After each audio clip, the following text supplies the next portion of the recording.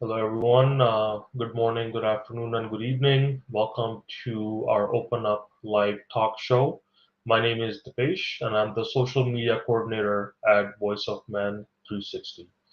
Voice of Man 360 is a nonprofit organization founded in 2020 and is based in Toronto, Canada. Voice of Man 360 was born out of seeing a need for um, helping boys and men's life challenges, providing help and support, and overcoming many problems that are faced by boys and men in today's society. We're part of International Men's Day, and it's been serving for 21 years and 90 countries around the world. International Men's Day follows six pillars, which is the overall well-being of boys and men. And we follow in the same footsteps of International Men's Day. Now, we might ask, why open up? Because we men do not open up our hearts and willing to share our, emotions, feelings, and problems with anyone. When we keep our emotional challenges within ourselves for a longer time, at some point they explode and they do affect our health in many ways. This is why we want to create an open space, a safe space, and allow an individual to share their life journey through our platform. We aim to create awareness about the life challenges, struggles, overcoming ups and downs that our boys and men go through in their lives. There are no limitations with gender, age, nationality, or ethnic groups in sharing their life journey. All walks of life can participate. Our goal is to make a positive impact on someone's life through this program. Our Open Up show is on Sundays at 10 a.m. Eastern Time. We bring in an individual to each show and let them share their life experiences with you. Before I introduce our special guest for today, I would like to go through our disclaimer. We would like to remind you that Voice of Men through 60's mission is always delivered with good faith toward peaceful harmony. The views and opinions expressed in today's episode are those of our speakers and do not represent Voice of Men through 60. Our organization engages in discussion forums to offer inspiration and create awareness of the issues of men who wish to overcome their life challenges. We are not providing any medical or therapeutic advice. Should you require that type of assistance, we recommend that you contact a medical professional immediately. If you have any questions or concerns about today's episode or any Voice of Men through 60 content, please email us at info@voiceofmen360.org. Today's speaker is Ryan Zeitz. He's a comedian, a mental health advocate, and a certified peer support worker who facilitates various groups. He also teaches a stand-up comedy for mental health class at CAMH, and he covers ethics in comedy and writing techniques. He used to run a mental health team comedy show called Mental Health, which is a good pun, with net proceeds supporting the CAMH Foundation. And yeah, welcome Ryan to the Open Up Show. Thank you for joining us and being willing to share your life journey. And yeah, how you doing, man? I'm doing great. How are you doing? Thanks for I'm having doing, me. yeah, no, I'm doing good. Looking forward to get things rolling. Oh Uh, yeah. so yeah, let's just get right into the meat of it. So yeah, what got you interested in the stand-up comedy and the work you're doing today? I mean, my journey to get into stand-up comedy was like it was born from my struggles with mental health. I this was back in 2019 after a long winter. I was in whitewater rafting school. That was fueled by a man. I have bipolar disorder, so I was a little manic. Went to school for outdoor adventure, and then had to drop out of school due to declining mental health. And it was like a 4 month depressive episode, Mm-hmm. and I was living at home, and this Netflix special came out called Comedians of the World, Mm-hmm. and uh, there was this one comedian. His name was Ivan Decker, and it was just the most amazing 30-minute comedy special I've ever seen in my life. It was the first time that I had, laughed or just expressed any joy in months. And my family took notice of that, and my dad suggested that we go take a comedy class. So we went to Second City and we took Stand Up One, and it was about a 8 week program. And by the end of it, I had rebuilt so much confidence and started doing things again. And ever since then, I mean, I've been doing just a bajillion shows, like way too many shows. Spent Mm-hmm. way too much time every single open mic all the time. Well, that's amazing, man. And yeah, no, that's one of the things they talk about in mental health is like comedy and humor is like one of the best ways to deal with it, you know. And it's also inspirational that despite being through a lot of stuff, you're helping out and you're making contributions and impacting positive impact to the community, right? And in a good way, in a stand-up comedy, right? Um, Now, depending on what you or you might like everyone's different comfort level in sharing, right? So, do you remember anything like from your childhood, for example, that could have that you think impacted you in different ways? So, like one thing for me is like immigration, for example, right? Like when I immigrated to Canada, that had a big impact for me. Um, and like culture back home is so much different than culture over here, and just social norms and stuff like that, right? So yeah, would you say you remember any childhood events? For sure, yeah. And like I'm an open book in terms of comfort with sharing. I get in front of crowds of people all the time and share the most intimate details of my life through my comedy.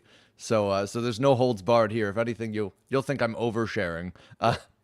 Uh, as far as childhood goes, I'll be honest with you. My recollection, my memory, I have pretty poor memory just from. I mean, one thing that's not talked about enough about depression is that one of the major symptoms of depression is memory loss. Hmm. People have short-term memory problems because of it, and because I've experienced so many bouts of bipolar depression in my life, my memories aren't great. I also have ADHD, which also makes memory difficult. And then if that wasn't bad enough, I was actually hospitalized at CAMH a couple of years ago and had electroconvulsive therapy.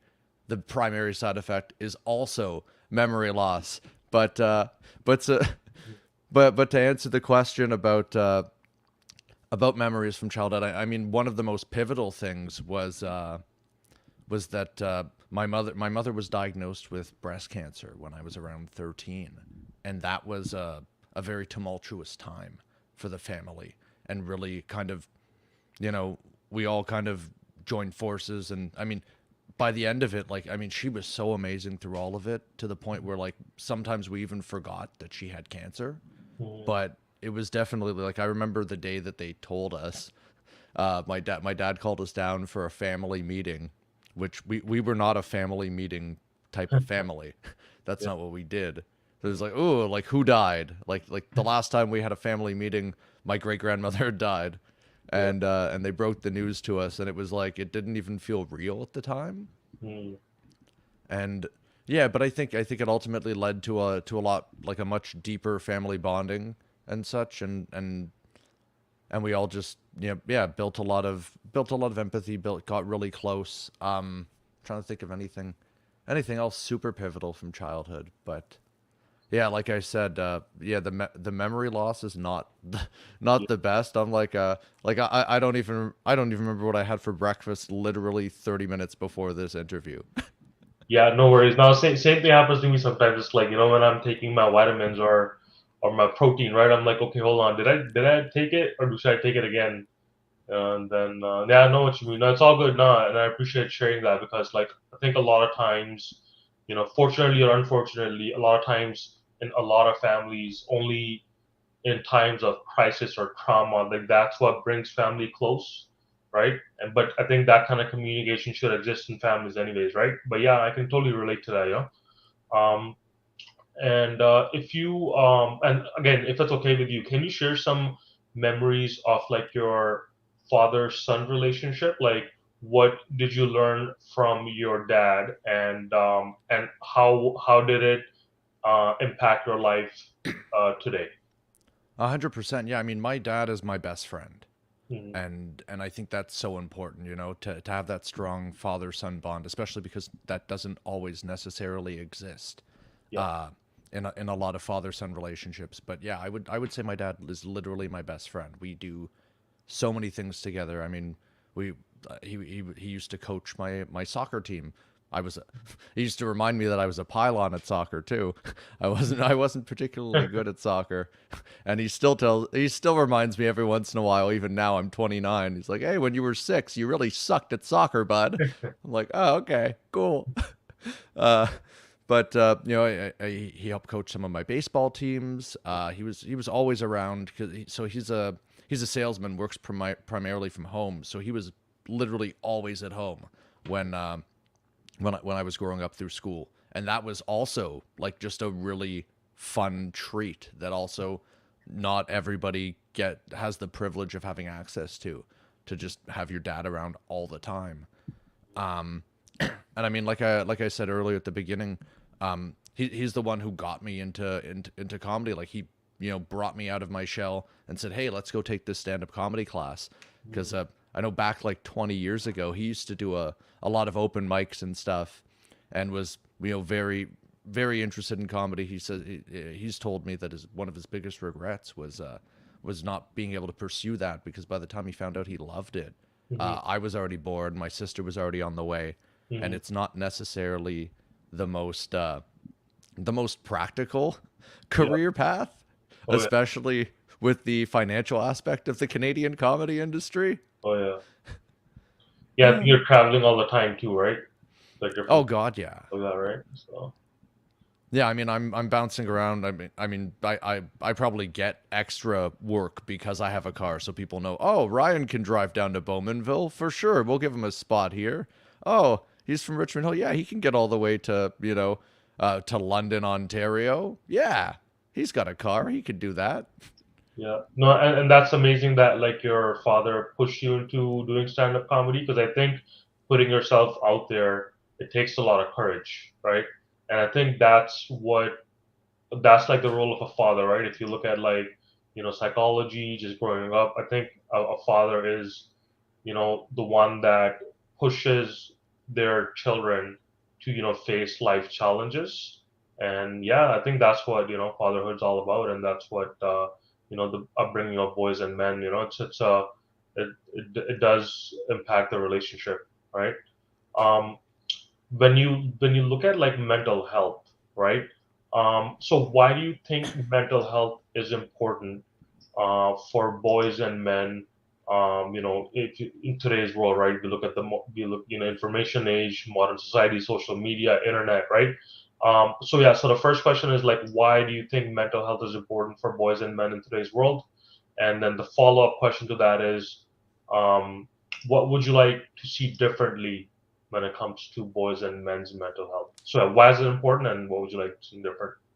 For sure. I mean, my favorite thing is the obviously I'm associated with CAMH in a lot of ways. I love their slogan, "Mental health is health," and Yeah, I think mental health is important to consider in the equation for everybody, especially for boys and men. I think because of this masculine society, this patriarchy that we live in, where men are discouraged from sharing their feelings and crying or just being open and talking about those kinds of issues, those mental health issues.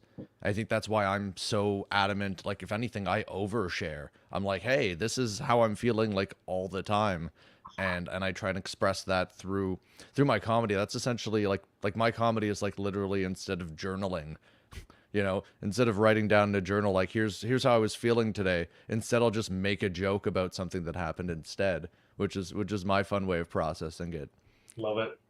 But yeah, no, I mean mental health is so unbelievably important. I think something that's really cool, the one silver lining of this pandemic is I think is that it's opened up so much more empathy and understanding for mental health, because people who don't necessarily suffer from mental illness like I do, or like tons of people do. I think the statistic is like 1 in 5 people will experience some form of mental health injury in their lives. Uh, but even people who wouldn't otherwise have any sort of neurodivergence experienced, so much isolation and loss, whether it was loss of friends, loss of careers, loss of family members. Just we all collectively lost, the Mm. ability to socialize and just do anything, and that's wildly detrimental to everyone's mental health. And so I think there was a lot more understanding, and we definitely have a lot more awareness and a lot more empathy, which I think is fantastic. And this is kind of leading me to that follow-up question: what would I like to see changed? Is now that we've developed all of this empathy and that we have this greater understanding, Mm. I think access and funding and just better mental health care all around is so important. Because unfortunately, I mean, and I don't want to get too political here, Mm. but like, I'd say right now with the current system that we have, there is barely enough Oh yeah. resources to take care of people who are actively in crisis, let Yep. alone preventative care, where, ongoing preventative care, where it's unfortunate that, like, it literally took me going to the hospital and being hospitalized for 7 weeks because I was in a deeply suicidal depressive state and was on watch and held in a GPU for 7 weeks uh, to get any sort of ongoing psychiatric care, despite the fact that I had nearly a decade of undiagnosed symptoms before that. Mm. And so that's I think that's the biggest. I mean, and then having worked on the front lines as well as a mental health peer support worker for a community housing nonprofit, like I was bouncing around between multiple sites all over Toronto, Mm. and could just see, and just, I mean, just witnessing it firsthand and witnessing it, you know, personally with my own personal stories. Just, yeah, it's just the accessibility is so poor right now that like I mean, and I'm not a politician. I'm not. This isn't what I do, so I've no idea where to start with it, Mm. with all the budgeting and all this. But I just think that the system definitely needs to change in a way that, I think it's awesome. Even going back to peer support, that peer support has really just become more of a mainstream thing. Mhm. Uh, I guess for people who might, would it be helpful? Would you like me to describe what peer support Yeah, is yeah. for Please, people who might not know? please. Yep. I didn't want to go on like too long of a Yeah. tirade. That's cool. Yeah. Uh, but yeah, so peer support is essentially somebody with lived experience, right? So, such as myself, is typically facilitating groups. I mean, the best example I can think of a peer support group would be AA. AA is a perfect example of a peer support group because it's a whole bunch of people with lived experience getting together in a room and sharing their experience, and only that. There's no One of the pillars of peer support is that there's no advice giving. Nobody's a doctor, nobody's a medical professional, nobody's a clinician of any sort. It's just people sharing their life experience, and then if something that happened to me in some way that I dealt with something resonates with you and it's Mhm. able to help you in your life, fantastic. Mhm. If not, that's also okay too. We're just getting in a room and sharing, because sometimes even just sharing something, sharing your experience to a room of strangers can be very cathartic and powerful and very healing in that sense. I mean, that's why I talk about my mental health in stand-up comedy. It's Mhm. incredibly It takes a lot of the power away from some of those traumatic experiences to be able to make a joke about being hospitalized or being on suicide watch or whatever it might be. Well, that's amazing, man. And yeah, no, I really appreciate you sharing that. And yeah, I mean, you're totally right. Like the mental health system that we have in Canada today is definitely, needs improvement. I mean, I would say even go as far as saying it needs overhaul. You know what I mean? Like we need more resources dedicated to it, and I think we need to focus more on prevention. And like I think Camille mentioned in the comments here, the system we have today, or most systems are reactive as opposed to proactive, right? And I think we had a phone conversation yesterday that a lot of these things start when we are young. So I think like if I was in a high school or middle school and we had education about it, like that would have been awesome, right? And Mm-hmm. uh, and yeah, man, and mental health and comedy, like these are two things that people don't usually think about in the same line, right? So like that's amazing how you're able to merge them together, and it is very powerful that the statement you made that it takes away the power, right? It takes away like just like, oh, this has power over me, but because you're able to make fun of it or put like a comedy aspect to it, it's like you take control back, because it's in your hand, right? So now that's Mm-hmm. amazing, man. And I think we probably like touched upon this in the previous question, is that how can we help and support our boys and men, as an individual, families, and society. And I think you're already doing a lot of the work, right? But like just in general, like how do you think we can help our boys and men? And actually, just a off tangent, I guess, thing, right? I was reading a study in psychology today, and it said that the boys and men that are being brought up in today's generation are the loneliest that they've ever been, like the least amount of friends, the least amount of support systems. Which is funny because like with technology and social media, you would imagine that we would have more connections, but it's actually the opposite. So yeah, how do you think we can help our boys and men? For sure. I mean, on like the lowest effort amount of way, like the absolute lowest effort way to help is just normalizing conversation about mental health. Mm, Just being open and having those conversations, because and they can sometimes be really really difficult.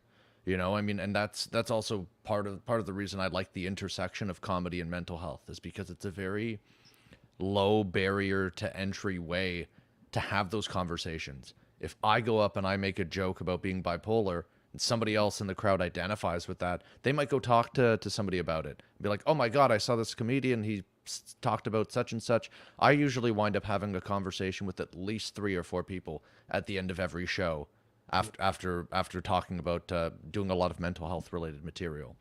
So, like, yeah, the first step is just normalizing conversation. We don't talk about mental health anywhere near long enough, or just, yeah, we just don't do it. The same way that you would talk about if you had a cast on your arm, you'd be like, mm, hey man, what's with that cast on your arm? Did you break your arm? Are you doing okay? We should be talking the same way about mental health, because mental health literally is health. mm, Um, I think I mean, I loved that point that you had just made about there being classes about that, like in the middle school or high school. I think that would be unbelievably interesting and introspective and really really really helpful, because yeah, getting learning as young as you can about something so incredibly important to your life. I mean, we have health classes. They have health class where they teach you all about your bodies and all the other things. mm. I don't really, I don't really, I don't really remember everything that I learned in health class. I think I was in grade 6, Yeah. but I'd say, yeah, learning, adding a mental health component to that as well, I think is so unbelievably important. And also, I just want to give one quick shout out to Camille for all those amazing comments that keep popping up. I haven't actually addressed any of them, but they are so well thought out. And when you had pointed out that they'd made that comment about reactivity and not proactivity, that was like spot on, chef's kiss. I loved it. Yeah, yeah. And also, Ryan, when you do these shows, right? So do people like come up to you and like share their stories? And I think that's amazing because like when you talk about it, it does allow people to open up, and share their experiences. Like, oh, I can talk about this stuff. And yeah, we definitely need more of that. But have you had like people come up to you and share their experiences? Oh God, yeah. Literally every single show, I will Mm, have at least a couple of people come up and talk to me after the show. Mm, And specifically, there was even one instance where somebody came up and like they were like, "Hey, I just got diagnosed with bipolar like a week ago. mm, How do you do what you do? Where are you? How'd you get to be healthy? Because I'm terrified." And we wound up having like an almost an hour long conversation after the show, and that's arguably my favorite part. I like that even more than the performance, than like being up and doing it, because that's just so unbelievably rewarding. Also, I mean, in the class that I teach at through the collaborative learning college at CAMH, mm, we're having all these amazing conversations in this class as well, where people are starting to open up about themselves, and again try and process that lived experience through the lens of humor, because it makes it, like I said earlier, it takes some of the power away if you can make a joke about something, mm, and because if you're able to find the humor in something, if you're able to laugh at something, it means that at least some small level of healing has occurred, and I think that's so unbelievably important. But yeah, having conversations with people at the end of every show is hands down one of my favorite things, and I actively encourage it. I usually sometimes end sets by being like, "Hey, if any of this resonated with you, come talk to me after the show." mm. Awesome, man. That's amazing. Yeah, and I think in the end, it's all about healing and recovery, and it's taking that power back, and and also helping society, right? And I think you're doing an amazing job on that. And the funny thing is, like, I've always wanted to, like, I would always talk to my friends about it. I'm like, hey, man, I want to merge mental health and stand-up comedy because I'm big into stand-up comedy too. So yeah, I'm looking forward to, like, going to your shows or stuff like that. So yeah, I'm looking forward to getting involved myself. So you've motivated me in that regard. So yeah, man, I really appreciate you being on the show and sharing your life journey. And yeah, man, I'm looking forward to getting involved as well. And yeah, thanks, man. If there's any like last minute comments you want to make, appreciate that. For sure. Yeah, I mean, so one, if you're actually interested in getting more involved, Yes, the yeah. If class you that can I share, yeah, if you want to yeah, share, like any of your yeah, anything you want to share about your how the people can reach you and knowing more about you. for sure. So I stuck this little guy up here. So I'm at Ryan Z Comedy on all social media platforms. So you can find me there if you want to, on TikTok, on Instagram. My Instagram is terrible. I'm not very good at Instagram, Facebook, etc. But if specifically even you, but anybody listening, if you're interested in classes on mental health and comedy, uh, registration is pretty limited, but we are hoping to offer more classes, hopefully starting in October.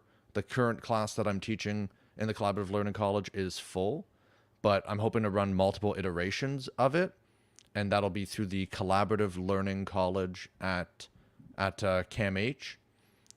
Also, one big, really, really, really cool thing that I'm super excited to share, in regards to the show that you mentioned right at the top, that I actually organize a and produce a mental health themed comedy showcase with tons of professional comedians, all mental health content for the most part, uh, and all the funds go to support the CAMH Foundation.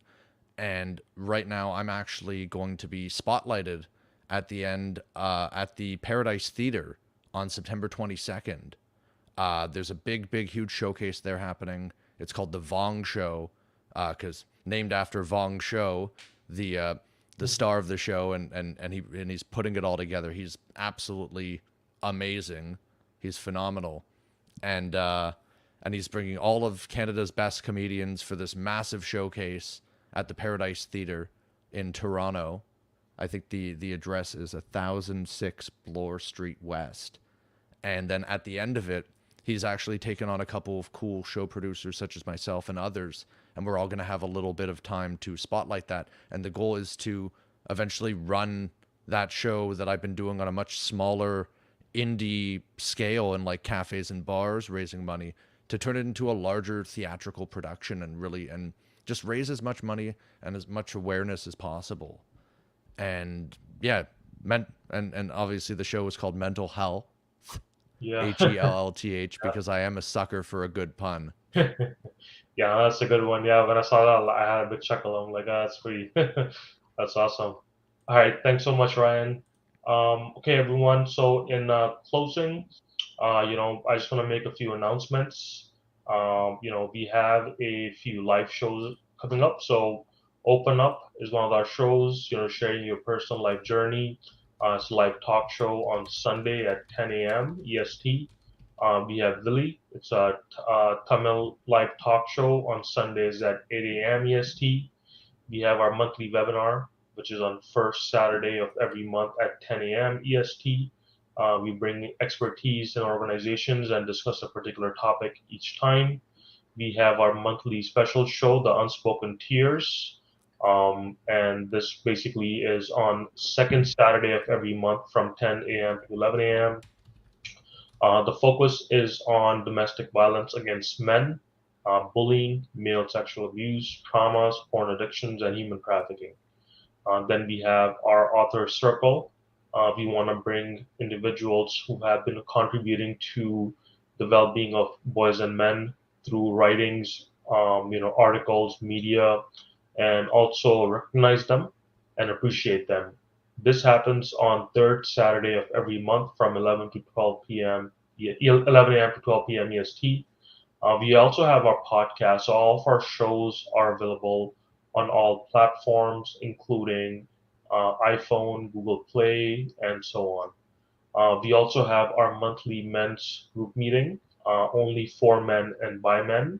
It's every 2 weeks on Tuesdays from 6 p.m. to 7:30 p.m. through Zoom. The next one will be on Tuesday, September 6th. This is a private meeting, so there will be no recordings.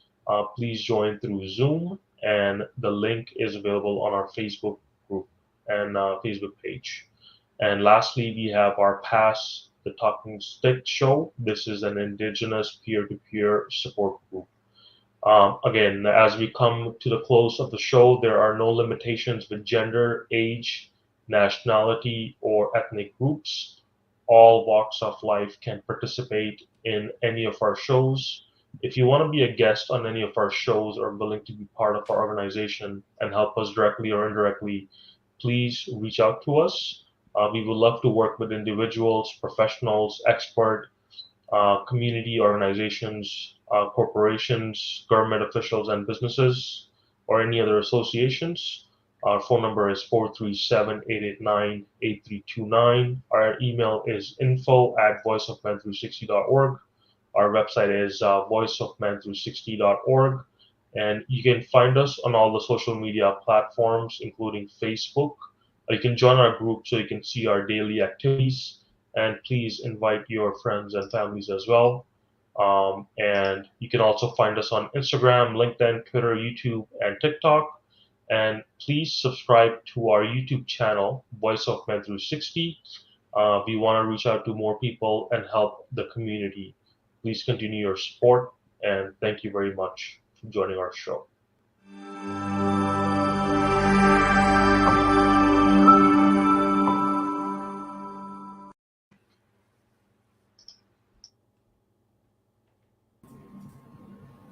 Hey Ryan, what's How's it going on, man? going?